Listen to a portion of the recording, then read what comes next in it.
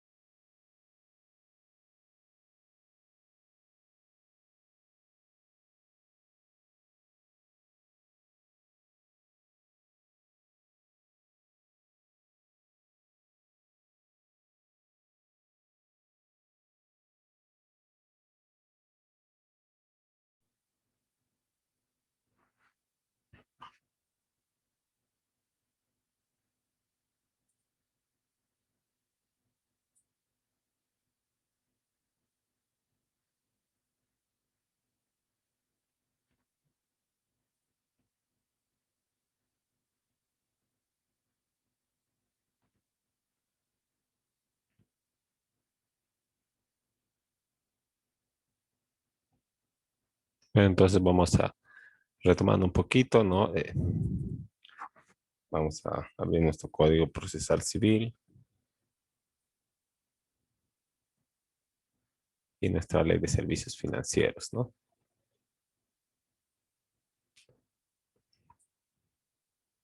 Bueno, estábamos revisando eh,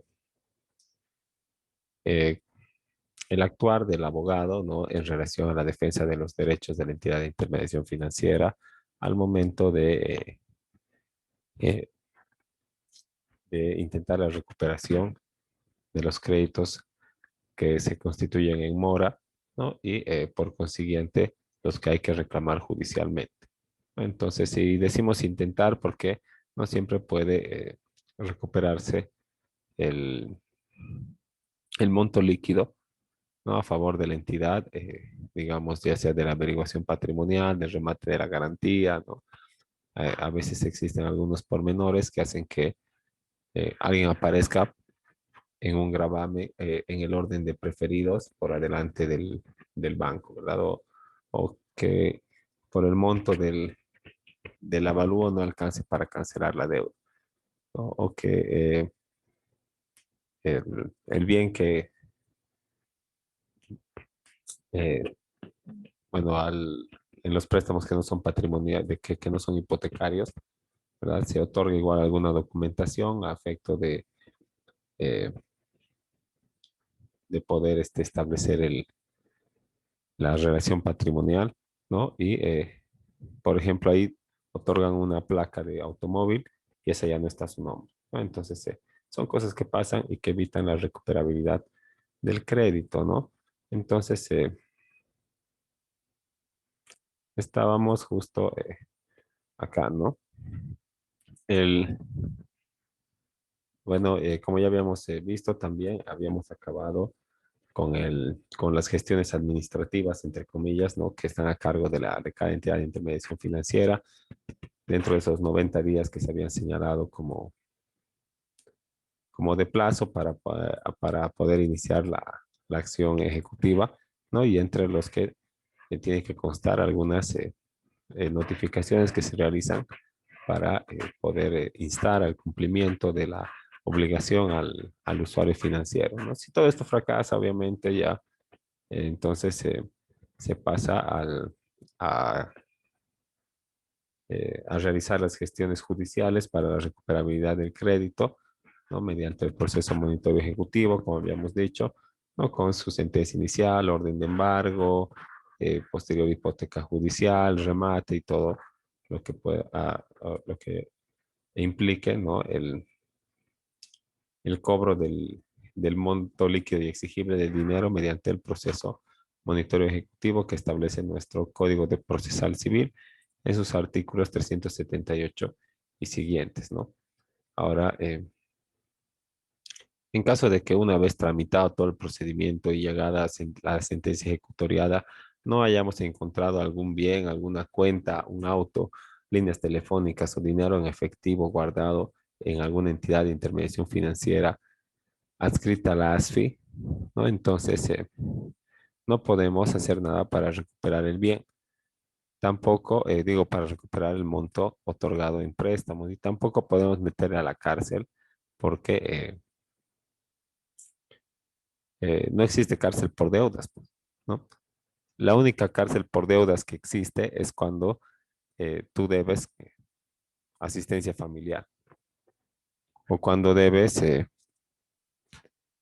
sueldos de vengados, ¿verdad? De beneficios sociales. Los únicos casos que vas a poder entrar a la cárcel por deber dinero. Por lo demás, no hay cárcel por deudas. Así se prestan entre particulares y, bueno, lamentablemente había sido un vivo que tenía ganas de estafarles y,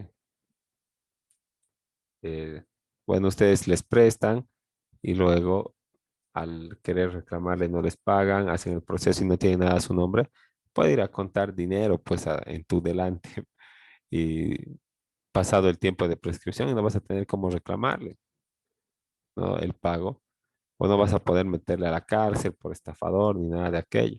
Algunos señalan que sí se puede, digamos, en algunos casos se puede cuando, digamos, existen en el contrato algunos elementos que no son pues verosímiles o no tienen alguna, no están apoyados en alguna objetividad ni nada de eso. Por ejemplo,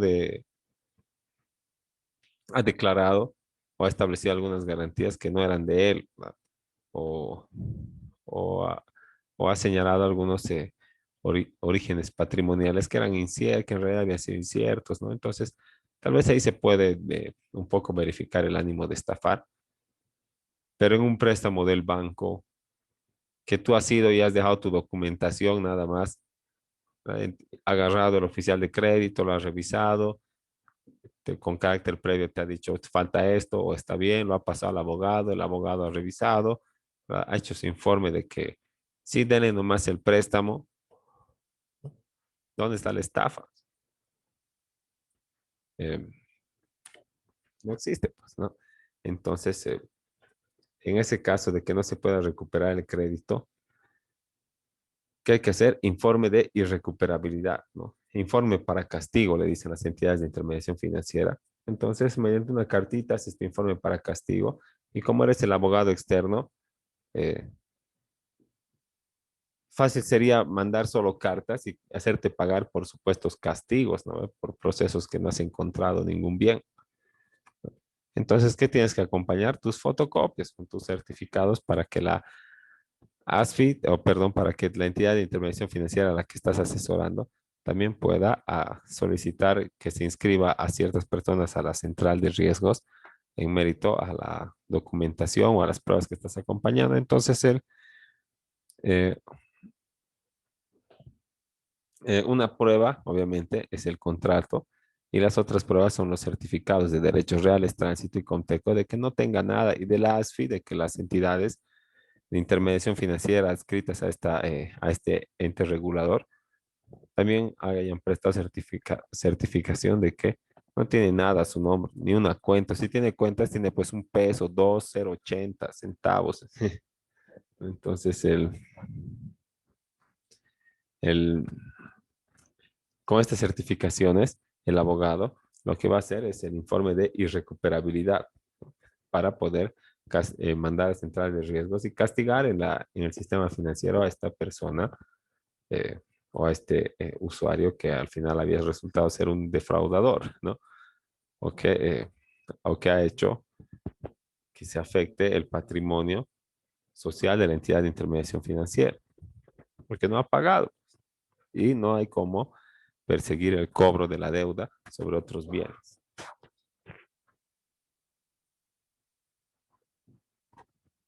¿No?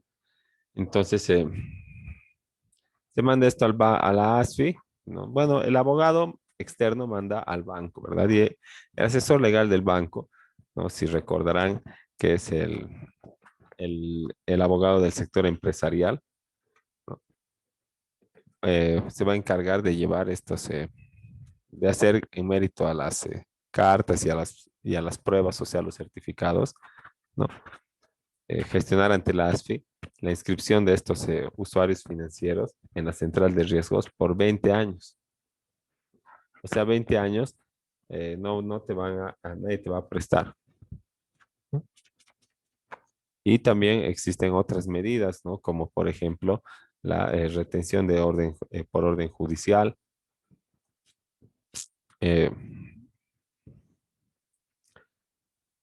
esta orden de retención tiene que prescribir también, ¿no? Pero ahí tenemos una pequeña confusión, ¿no? ¿Cuándo va a prescribir esta orden de retención, que es la orden judicial, ¿no? Mediante la cual se ordena que cualquier cuenta que esté abierta o que se abra a nombre de esta persona que está configurada como deudor, ¿no? Se va a retener en el 100% y se va a remitir al juzgado para amortizar el importe de la deuda. Entonces, ¿cuándo va a vencer eso? A los 20 años, igual que la central de riesgos, que el castigo, o va a vencer de acuerdo a lo que dice el Código Civil, ¿no? El, vamos a revisar, ¿no? Cuando prescriben en la parte civil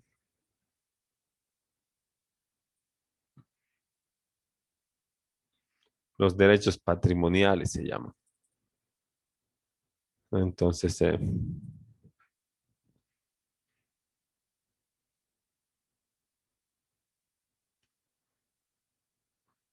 acá está, vamos a revisar.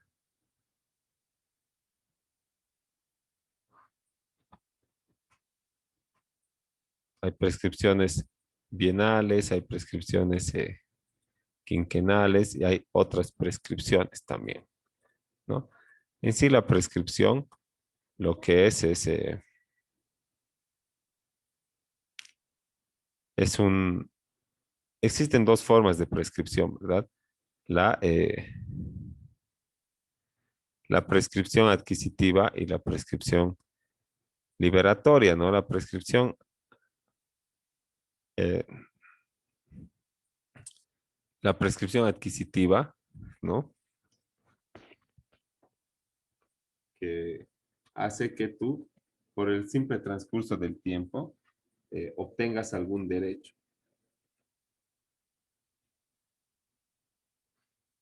¿no?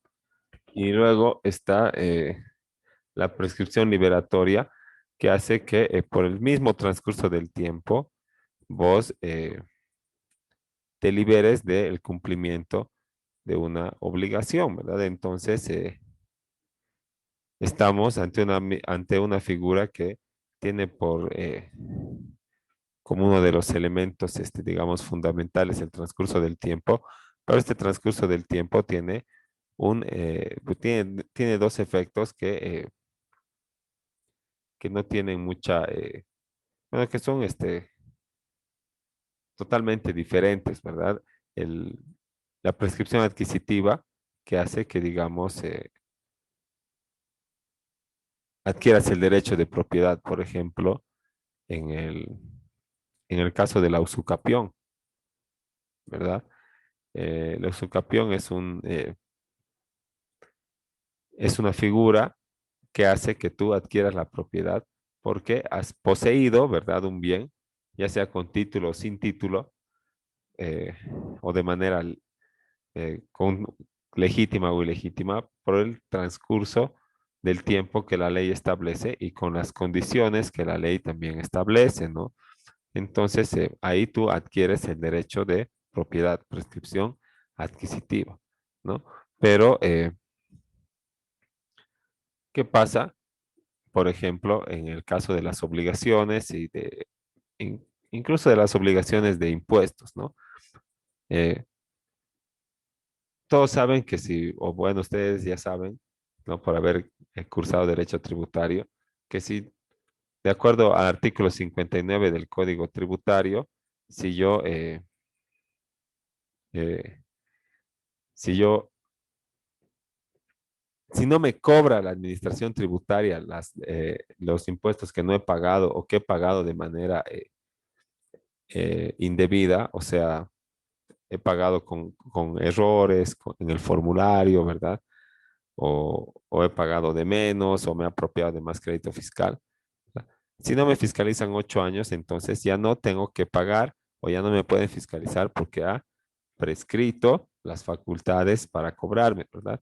Entonces, porque han prescrito las facultades de la administración, entonces yo me he liberado de cumplimiento de una obligación. Y es lo mismo en el ámbito patrimonial, ¿verdad? Por ejemplo, si volvemos aquí a la materia, ¿verdad? Del derecho bancario, ¿no? Todos conocemos los contratos bancarios ya y sabemos que es una obligación patrimonial que se configura por meses, ¿verdad? Su pago está de acuerdo a un plan que está establecido de manera mensual, ¿no? Entonces aquí dice, ¿verdad? Que bueno, en la parte de la prescripción, ¿verdad? Señala que los derechos se extinguen por la prescripción cuando su titular no los ejerce durante el tiempo que la ley establece. Entonces, ¿qué quiere decir eso? Que esta es, de la que estamos hablando es una prescripción extintiva, ¿verdad? ¿No? Hace que yo me libere de la obligación y extingue también el derecho de reclamar del acreedor, ¿no? Entonces, cuando pasa el tiempo que la ley establece, dice, ¿verdad? ¿Qué pasa acá, no? El, dice que los derechos se extinguen, los derechos patrimoniales se extinguen en el plazo de 5 años, ¿verdad? Ustedes si son particulares que prestan dinero o si están asesorando al banco, ¿verdad? No van a tomar esta regla general, ¿verdad? Porque más abajito dice que prescriben en 2 años, dice, los arrendamientos, ¿no? Los intereses y todo lo que debe pagarse periódicamente por un año o plazos más cortos. ¿Qué quiere decir eso? Cada 6 meses, cada mes, ¿no? Cada 2 meses, cada 3 meses, o de acuerdo a un plan de pagos mensual, que es lo que te otorga el banco, por ejemplo, ¿no? Entonces, eso quiere decir que en 2 años está prescrito el derecho del banco. ¿No? Entonces, máximo en 5, digamos, ¿no? Porque es una obligación patrimonial. Ahora,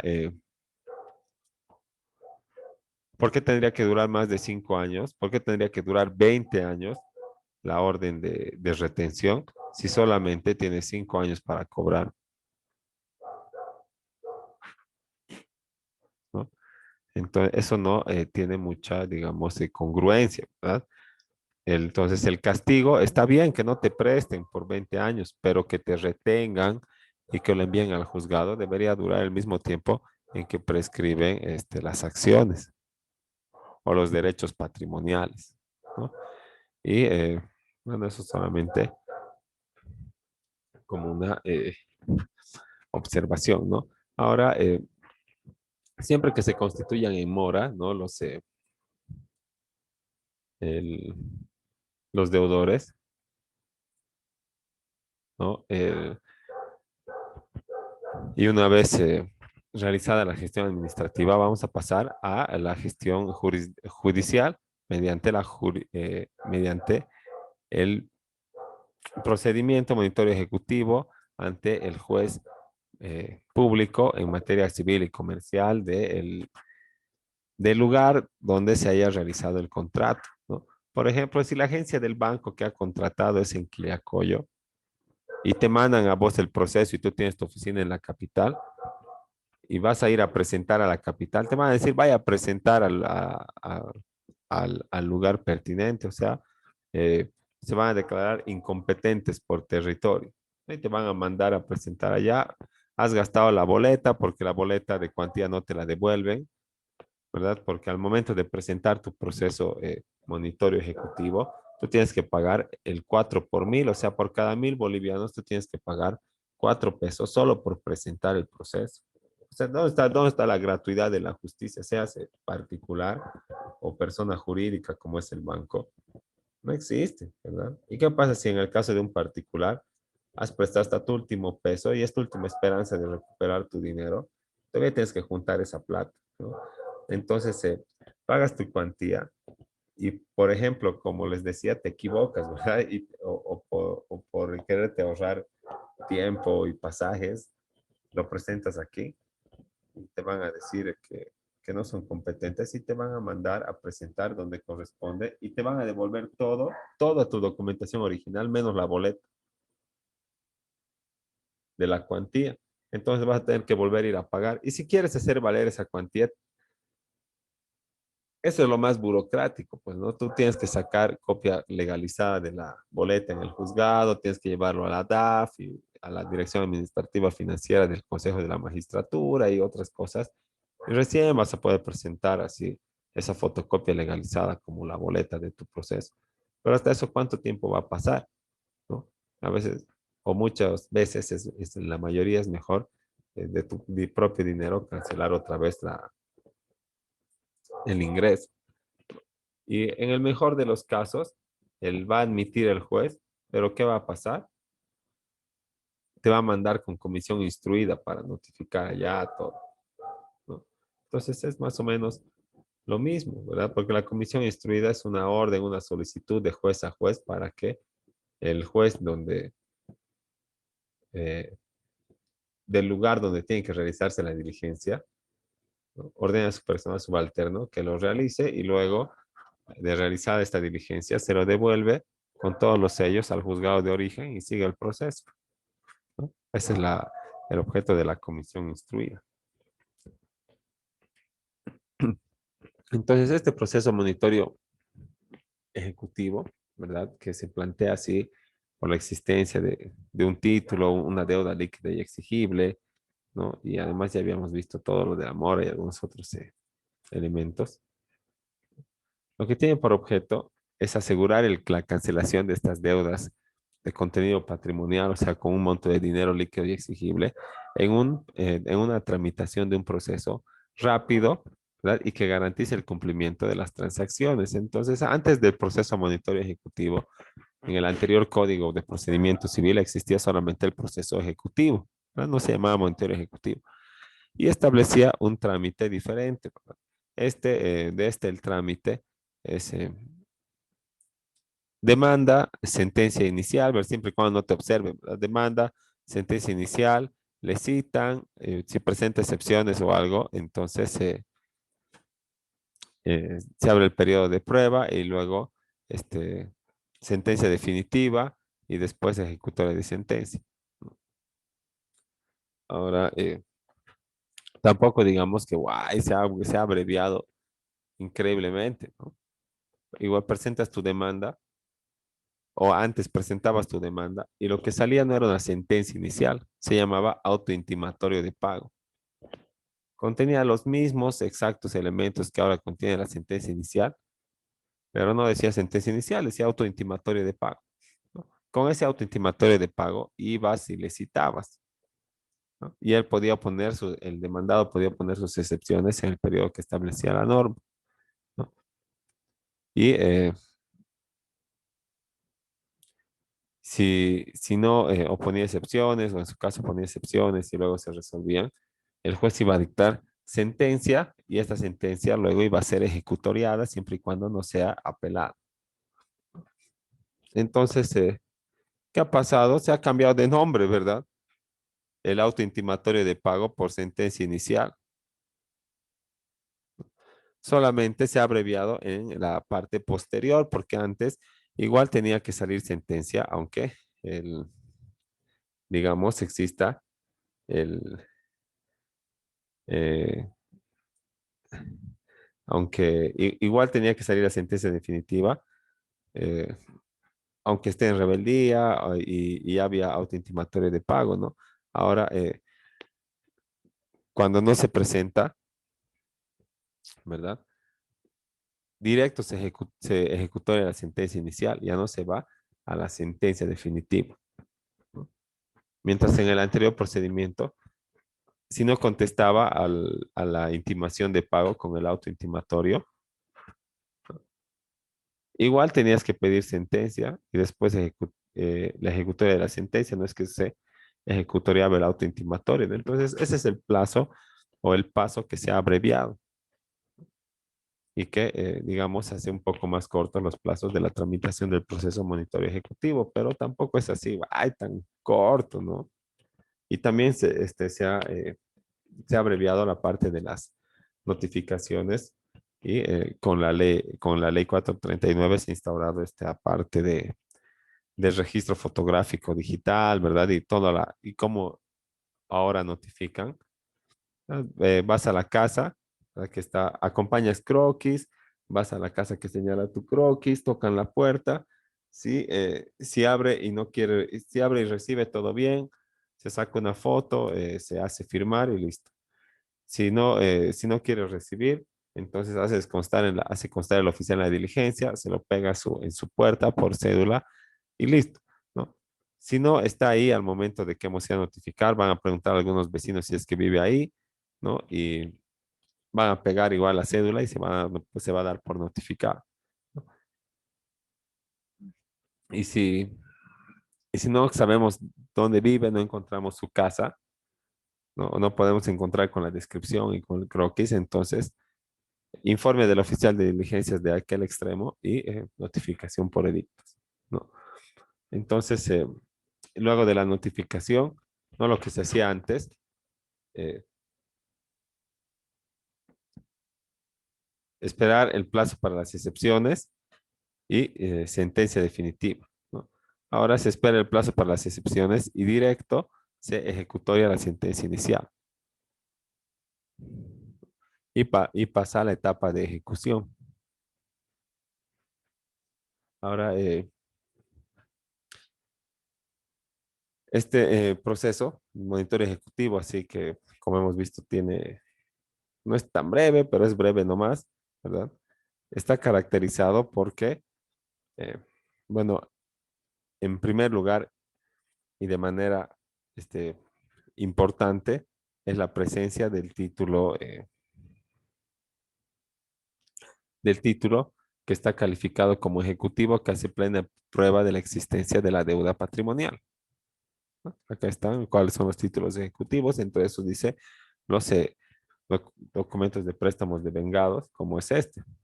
Entonces, en mérito a a ese fundamento legal es que se presenta el proceso ante el juez público, civil y comercial del lugar donde se haya realizado el contrato.